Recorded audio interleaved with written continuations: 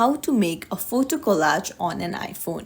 Hey everyone, welcome back to the channel. If you're new here, don't forget to hit the subscribe button and turn on the notification bell to not miss any updates.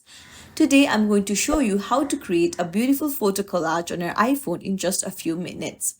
First, open up the Shortcuts app on your iPhone. This app is a gateway to creating custom shortcuts that can simplify your task. So at the bottom of the app, you'll see Gallery. Tap on it, and then on the search bar, type photo, and photo grid will appear. Tap on the plus icon to add the shortcut to your collection. This will allow you to create a collage effortlessly. Now, once you have done that, tap on cancel and then go to your shortcuts.